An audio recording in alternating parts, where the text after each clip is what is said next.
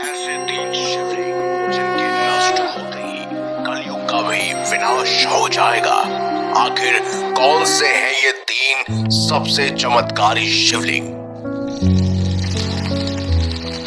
इंसानी सभ्यता का सबसे बड़ा डर यानी प्रलय, वो समय जब विनाश दस्तक देता है, जिससे हर जीवित प्राणी, जानवर, पक्षी, पौधे ऐसे नष्ट हो जाएंगे कि धरती एक बार फिर से आग का गोला बन जाएगी। उसके बाद होगा धरती का पुनर्निर्माण। ये सब काल्पनिक बातें नहीं बल्कि हकीकत है, किसी न किसी तरह से कही गई है। जैसे ही पाप अपनी सारी सीमाएं लांघ जाएगा, तब प्रकृति सब कुछ नष्ट करने के लिए भिन्न भिन्न तरकीबें चुनेगी। इस वीडियो में हम जानेंगे उन प्राचीन मंदिरों के रहस्यमय शिवलिंगों के बारे में जिन्हें कलयुग के अंत से जोड़कर देखा जाता है। उनके साथ जुड़ी मान्यताएं सच होने के साथ साथ हमें कलयुग के अंत की तरफ भी ले जा रही हैं। तो आखिर कौन से हैं ये शिवलिंग? इस सूची में सबसे पहला मंदिर है महाराष्ट्र में स्थित केदारेश्वर गुफा मंदिर, जिसके रहस्य ने फिजिक्स के सारे नियम हिलाकर रख दिए हैं। इस मंदिर की गुफा को 11वीं शताब्दी से प्रकृति और ईश्वर का मिलन कहा जाता है। यहाँ 3 गुफाएं हैं, जिसमें से एक में गहरा तालाब है, जिसकी ऊंचाई पर विराजमान है 5 फुट का एक शिवलिंग। अब हम सब जानते हैं कि किसी भी कुर्सी को टिके रहने के लिए 4 पहियों की जरूरत होती है, लेकिन ये मंदिर सिर्फ एक खंबे पर टिका हुआ है। माना जाता है कि मंदिर के ये 4 स्तंभ 4 युगों को दिखाते हैं, जिसमें अब सिर्फ कलयुग ही बचा है। ऐसा माना जाता है कि अगर आखिरी खंबा टूट गया तो दुनिया खत्म हो जाएगी।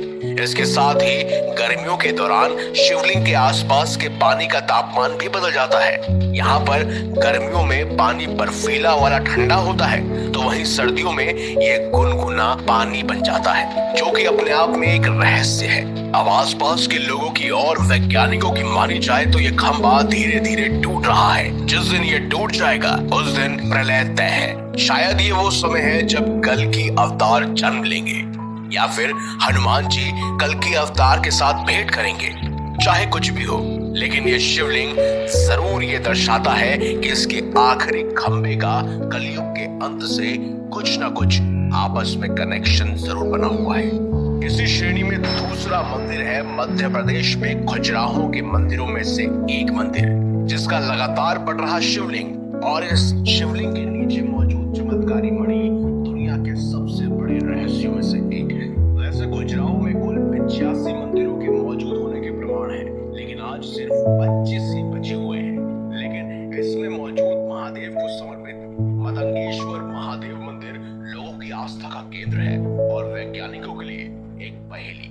मान्यता है कि मंदिर में एक शिवलिंग है जो कि 9 फीट ऊंचा और 4 फीट चौड़ा है, जिसकी लंबाई हर साल शरद पूर्णिमा के दिन 1 इंच बढ़ती रहती है और इसे यहाँ के अधिकारी मेजरमेंट टेप से भी नापते हैं, जो हर साल मापने में पहले की तुलना में हमेशा लंबा ही मिलता है। महादेव को समर्पित ये मंदिर 900 से 925 ईसा पूर्व के आसपास का माना जाता है, जिसे चंदेल शासक हर्षदेव के काल में बनाया गया था। इस शिवलिंग को महामृत्युंजय महादेव के नाम से भी लोग जानते हैं। दरअसल पौराणिक कथाओं के अनुसार भगवान शंकर के पास मरकत मणि थी, जिसे शिव जी ने पांडवों के भाई युधिष्ठिर को दे दिया था। अब युधिष्ठिर के पास से यह मणि मतंग ऋषि के पास पहुंची। वैसे मतंग ऋषि की मणि की वजह से ही इसका नाम मतंगेश्वर महादेव पड़ा। कहते हैं बाद में उन्होंने ये मणि चंदेल राजा हर्षवर्मन को दे दी और ये मणि बहुत ही चमत्कारी थी, जिसको दूसरे लोगों से बचाने के लिए राजा ने इस मंदिर में एक शिवलिंग का निर्माण कराया और इसके नीचे इस मणि को स्थापित कर दिया। कहते हैं तब से ये मणि आज तक शिवलिंग के नीचे मौजूद है।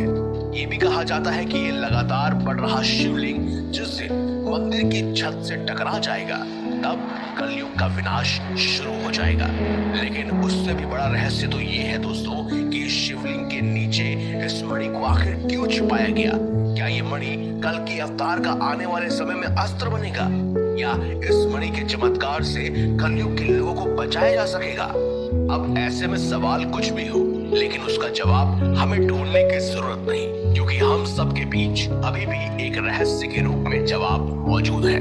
लेकिन अब बात करते हैं तीसरे नंबर पर मौजूद उस रहस्यमय शिवलिंग की, जिसे दुनिया का सबसे बड़ा शिवलिंग कहा जाता है। इस शिवलिंग की ऊंचाई लगभग 70 फीट है और ये ऊंचाई के मामले में लगातार बढ़ता जा रहा है। भूतेश्वर महादेव एक अर्धनारीश्वर प्राकृतिक शिवलिंग है। छत्तीसगढ़ की भाषा में पुकारना यानी कि आवाज देने की ध्वनि को ही पुकरा कहा जाता है और इसीलिए को पुकरा महादेव के नाम से भी पुकारा जाता है। इस शिवलिंग में हल्की सी दरार भी मौजूद है, इसीलिए इसे अर्धनारीश्वर के रूप में पूजा जाता है। इस शिवलिंग का बढ़ता हुआ आकार आज भी शोध का विषय बना हुआ है। भूतेश्वर महादेव शिवलिंग स्वयंभू शिवलिंग है, क्योंकि इस शिवलिंग की उत्पत्ति और स्थापना के विषय में आज तक कोई भी सटीक तर्क नहीं मिल सका है। परंतु जानकारों और पूर्वजों के अनुसार कहा जाता है कि इस मंदिर की खोज लगभग 300 वर्ष पहले हुई थी, जब यहाँ चारों तरफ घने जंगल थे। इन घने जंगलों के बीच मौजूद एक छोटे से टीले से आसपास के गांव वालों को किसी बैल के हुकारने की आवाज सुनाई देती थी। परंतु जब ग्रामीणों ने जाकर देखा तो इन घने जंगलों के बीच मौजूद एक छोटे से टीले से आसपास के गांव वालों को किसी बैल के हुकारने की आवाज सुनाई देती थी। परंतु जब ग्रामीणों ने जाकर देखा तो वहां ना कोई बैल था और ना ही कोई जानवर। ऐसी स्थिति को देखकर धीरे धीरे ग्रामीणों की आस्था उस टीले के प्रति बढ़ती गई और उन्होंने उसे शिव का स्वरूप मानकर पूजा अर्चना आरंभ कर दी। तब से वह छोटा सा शिवलिंग बढ़ते बढ़ते विशालकाय शिवलिंग के रूप में बदल गया। कहते हैं भूतेश्वर नाथ महादेव के पीछे भगवान शिव की प्रतिमा स्थित है, जिसमें भगवान कार्तिकेय और नंदी जी के साथ वहां पर सब विराजमान है।